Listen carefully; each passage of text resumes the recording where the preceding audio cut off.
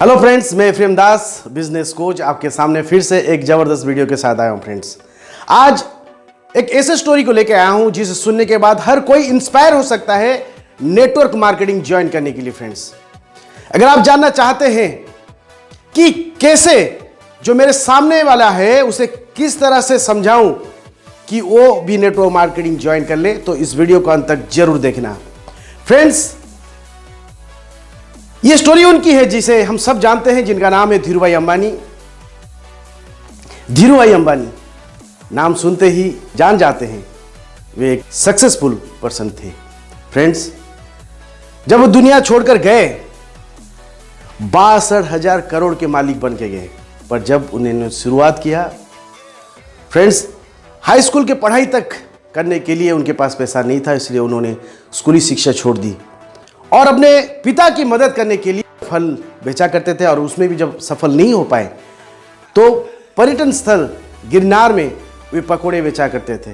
जब दोनों बिजनेस में सक्सेस नहीं हो पाए, उनके पिता ने कहा तुम चलो अब कुछ सर्विस कर लो।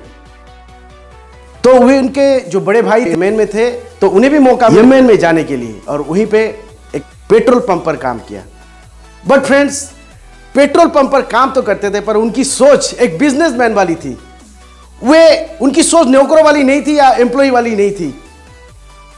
वहां पर काम करते हुए भी वो हर समय एक मौके की ताक में थे या एक अपॉर्चुनिटी के तलाश में थे कि कुछ और बिजनेस किया जाए बाकी समय में। तो एक बार ऐसा होता है, एक शाम एक खिलौने वाला आके वहां पे खिलौना बेचता था, और वहां पे जितने गाड़ी आते थे पेट्रोल भरने के लिए, उन्हें बोलता था खिलौने ले लो, खिलौने। और एक दिन धीरूभाई अंबानी ने उसे बुलाया, अरे सुनो तो, एक खिलौने के कितने बेचते हो?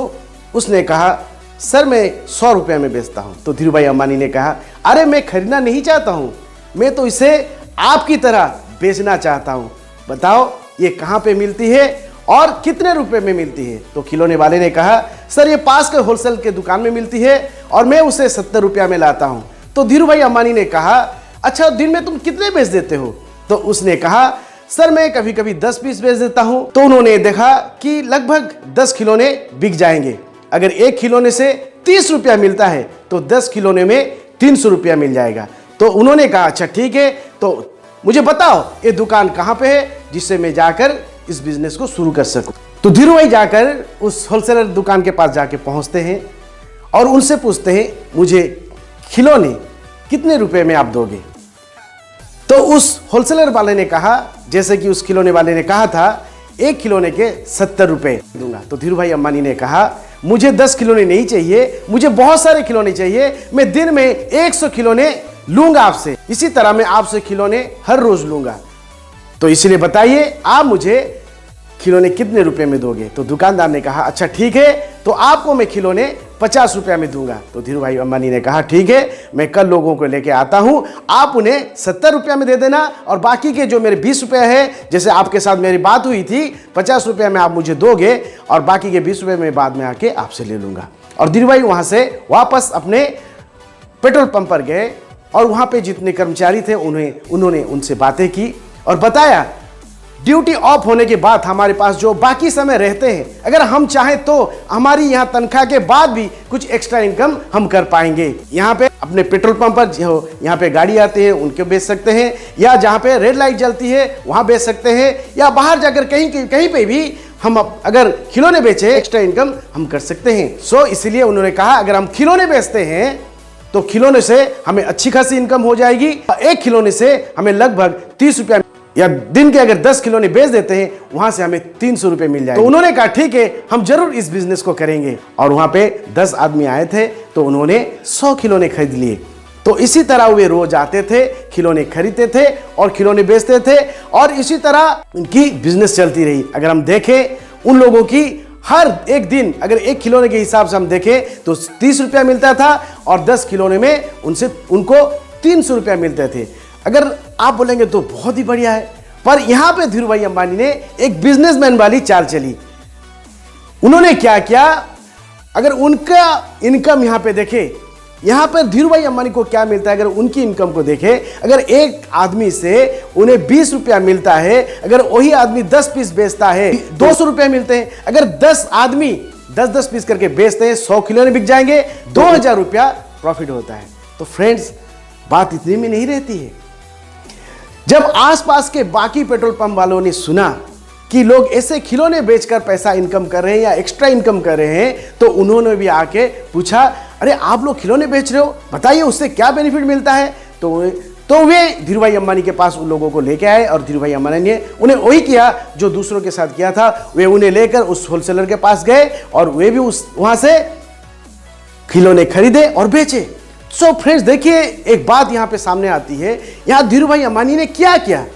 वे एक नेटवर्क क्रिएट किए, एक टीम क्रिएट किया और उन्होंने एक सिस्टम क्रिएट करने के द्वारा एक बार उन्होंने काम किया कि लोगों को होलसेलर के पास पहुंचाया, उसकी इंफॉर्मेशन दी और बाकी उनके पास पैसे आते चले गए।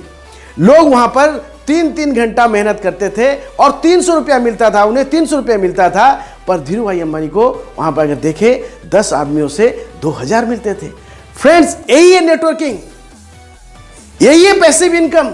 अगर आप भी इस इंफॉर्मेशन को लोगों तक शेयर करो, ऐसे एक नेटवर्क कंपनी में ज्वाइन करो और लोगों के पास इसी तरह के इंफॉर्मेशन दो, तो आप फ्रेंड्स इसी तरह का पैसिव इनकम कमाओगे जिस तरह से धीरूभाई अंबानी ने कमाया। उन्होंने क्या किया?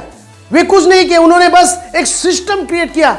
लोग अगर आज चाहते हैं कि मैं मेहनत करके बहुत सारा पैसा कमाऊंगा, सो फ्रेंड्स आप सोच छोटी रखते हैं, उससे मैं नहीं बता पाऊंगा आप कितने सक्सेस हो पाओगे। बट अगर आप एक नेटवर्क क्रिएट करके, एक सिस्टम क्रिएट करके बिजनेस करते हैं, तो ठीक आप उसी तरह सक्सेस होंगे जिस तरह धीरूभाई अंबानी सक्सेस हुए। फ्रेंड्स, हम तो बस इतना ही देखते हैं। आज धीरूभाई अंबानी का फैमिली आज इतना अमीर है।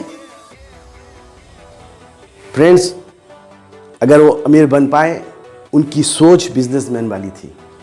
वे सक्सेस होना चाहते थे, वे मौके की ताक में थे, एक्स्ट्रा इनकम करने की चाहत थी, इसलिए वे सक्सेस हुए।